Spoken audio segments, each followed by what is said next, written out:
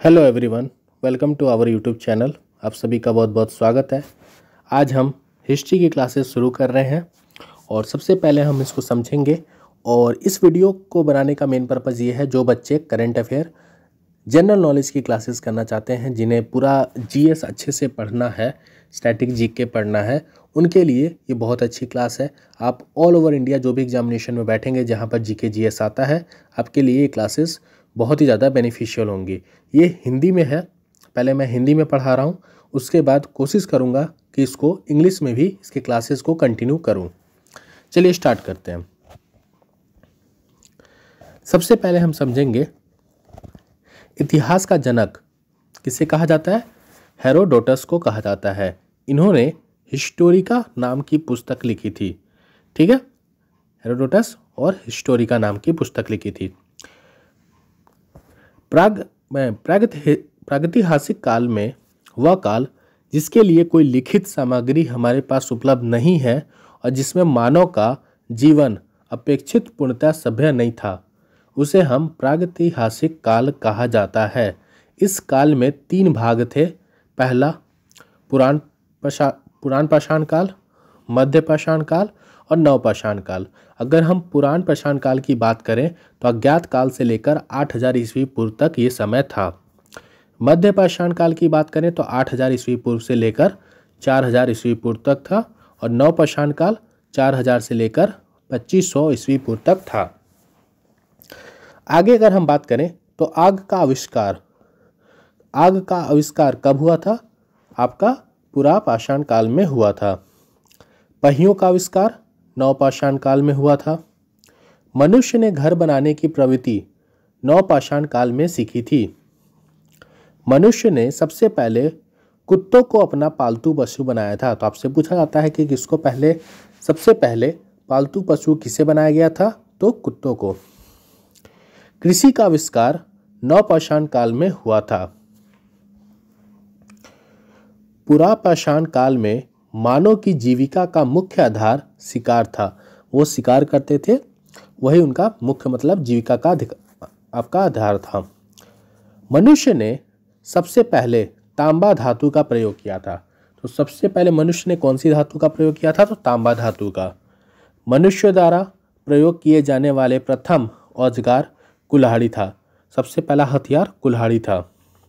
कृषि का प्रथम उदाहरण मेहरगढ़ से प्राप्त हुआ।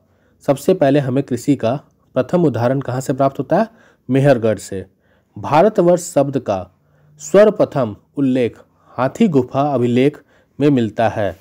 कहाँ पे? हाथी गुफा अभिलेख में। मनुष्य द्वारा बोई गई सबसे पहली फसल गेहूं थी। जिन सिक्कों पर लेख नहीं है, उन पर जो चिन्ह बने हैं उनका ठीक ठीक ज्ञान नहीं है। ये सिक्के आहत सिक्के कहलाते हैं।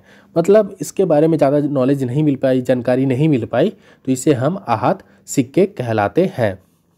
रोमिला थापर के अनुसार लोहे का उपयोग 8000 ईस्वी पूर्व में आरंभ हुआ था।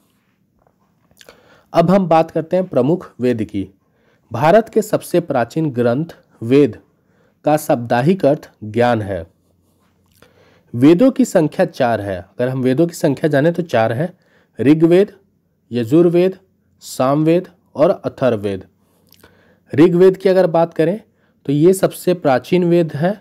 इसमें 10 मंडल, 1028 सूक्ति तथा 10,462 रचना है। आगे देखते हैं। ऋग्वेद की 5 शाखाएं हैं। ऋग्वेद में कितनी शाखाएं हैं? 5। देवता सोम का उल्लेख 9वें मंडल में है। ऋग्वेद में 21 नदियों का जिक्र भी मिलता है। तो ऋग्वेद में हमें 21 नदियों का जिक्र मिलता है और देवता सोम का उल्लेख 9वें मंडल में है। गायत्री मंत्र जिसकी रचना विश्वामित्र ने की थी, इसका उल्लेख भी 3रे मंडल में ही है। गायत्री मंत्र का उल्लेख ऋग्वेद में है और यह सावित्री को समर्पित करता है, मतलब सावित्री को समर्पित है। कौन से मंडल में है? 3रे मंडल में। ऋग्वेद के 7वें मंडल में राजा सुदास तथा 10 अन्य राजाओं के बीच युद्ध का वर्णन हुआ है। इस युद्ध में राजा सुदास की जीत हुई तथा यह युद्ध परुष नदी पर लड़ा गया था। आगे हम बात करते हैं यजुर्वेद। यह वेद गद एवं पद दोनों में लिखा गया है। यह वेद गद एवं पद दोनों में लिखा गया है। इसके दो भाग हैं, पहला क कृष्ण यजुर्वेद और दूसरा सकुल यजुर्वेद। आगे हम बात करते हैं सामवेद की। इस वेद में संगीत की जानकारी मिलती है। सामवेद में संगीत की जानकारी, इसलिए इसे भारतीय संगीत का जनक भी कहते हैं।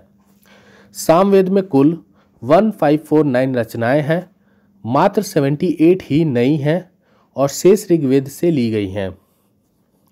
अथर्ववेद, यह वेद सबसे बाद में लिखा गया है। इसमें आधुनिक वेद भी कहते हैं, इसे आधुनिक वेद भी कहते हैं। इस वेद में जादू टोना, तंत्र मंत्र, चिकित्सा, विवाह तथा प्रेम का उल्लेख है। किसमें? अथर्ववेद में।